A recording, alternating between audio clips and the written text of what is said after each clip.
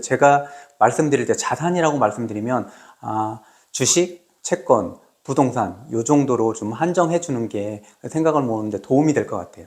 요즘에 금값이 굉장히 많이 오르고 있어요. 뭐 전통적으로 안전자산이라고 했던 금이, 실제로 금이 오르는 시스템은 사실 보면 금이 이런 장신구를 만든다든지 이래서 이런 가치로서의 금 가격을 매기는 것들이 아니라, 금이 오르는 근본적인 원인은 달러를 찍는다든지 뭐 이렇게 돈을 찍게 되면 그것만큼, 그 가치만큼 그 달러의 가치를 보증해 주기 위해서 그만큼의 금을 은행에서 보유를 하고 있었어요.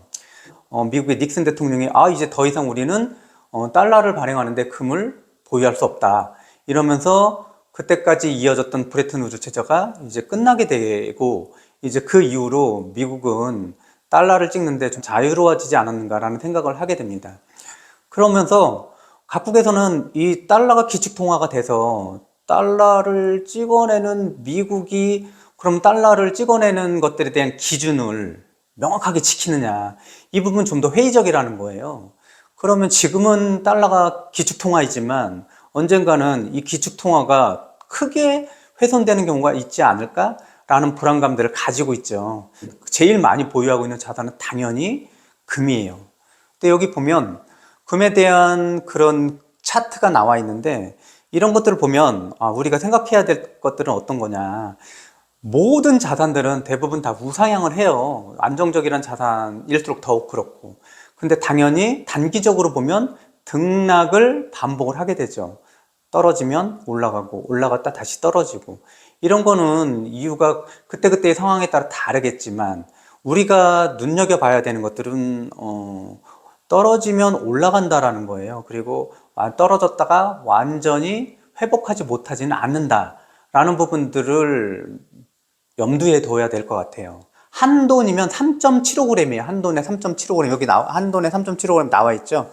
그래서 이게 지금 기준이 4월 1일 기준이에요. 3.75g당 37만 원이죠. 근데 얼마 전에 뉴스에서 한돈에 뭐 40만 원 넘었다. 근데 37만 원이라고 나왔는데 그러면 떨어졌냐? 그런 게 아니라, 금은 사실 보면은 구입을 할 때 10% 정도의 부가가치세를 지불해야 돼요. 실물 금을 구입하게 되면. 그러니까 실제로 37만 원에 3만 7천 원을 부가가치세로 내면 다시 40만 원이 넘게 되는 거죠.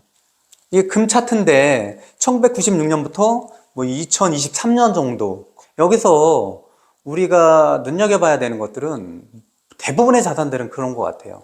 금에 보면 최고점 전에도 있었지만 눈에 보이는 최고점, 여기서 보면 한 2012년 정도가 금값이 치솟게 되죠. 그리고 보면은 2015년, 2016년이면 금값이 바닥으로 나락으로 떨어져요. 이럴 때 보면 사람들은 공포스럽죠. 근데 우리가 눈여겨봐야 되는 건 2012년에 최고점에 올랐는데 언제 그 최고점을 다시 회복하느냐. 그래프상으로 보면 대부분 2019년, 2020년 요 정도가 되는 거예요. 그러면 7년이나 8년 되면 아무리 떨어져도 7년이나 8년 되면 전고점을 회복하더라. 이게 꼭 맞는 거는 아니지만 대부분 이렇게 많이 올라갔다 떨어지는데 그 회복 기간이 7, 8년 정도다라고 한다면, 웬만한 자산들은 제가 좀 검토는 해봤지만 웬만한 자산들은 10년이면 전고점을 회복하더라. 10년 길긴 하죠.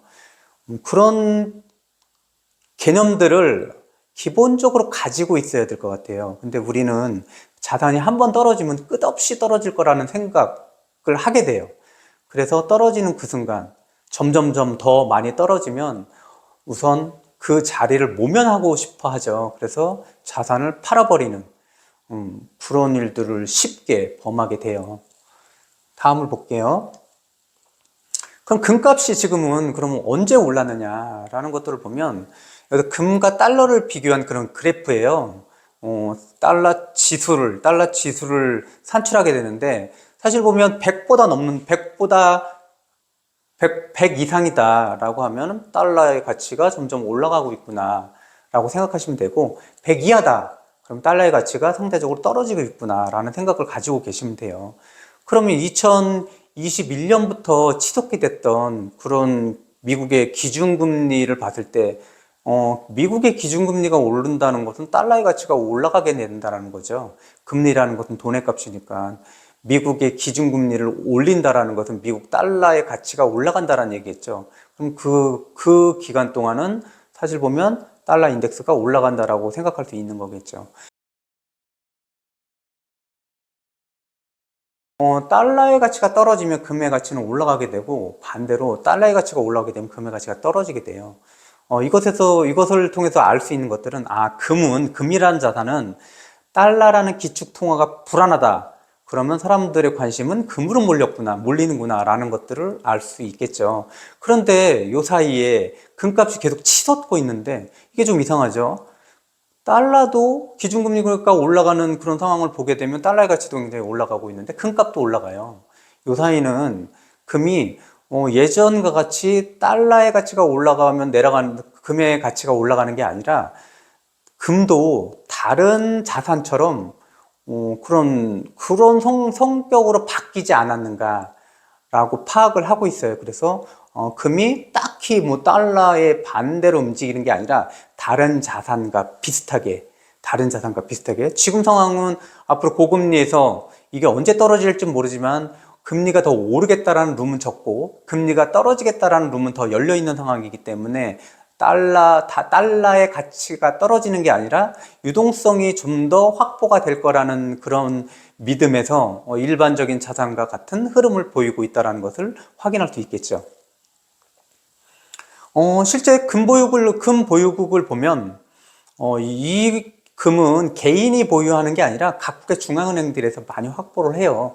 이거는 지금 기축통화인 달러에 대한 대비, 그런 달러에 대한 믿음이 희석화될수록 금에 대해서 의존하는 그런 마음들이 많이 생기겠죠. 압도적으로 미국의 중앙은행이 금을 제일 많이 확보를 하고 있어요. 그리고 그 다음으로 독일, 이탈리아, 프랑스 순인데 실제로 여기 중국 같은 경우는 6위라고 나와 있는데 이 부분들이 사실 보면 안개 속이에요. 지금 중국이 최근에도 그렇고 몇 년 전부터 금을 다량으로 보유하고 있고 사들이고 있어요. 그래서 실제로 지금 이 차트에는 6위라고 하지만 실제 6위일까 이런 부분들은 사실 미지수인 상태인 것 같아요.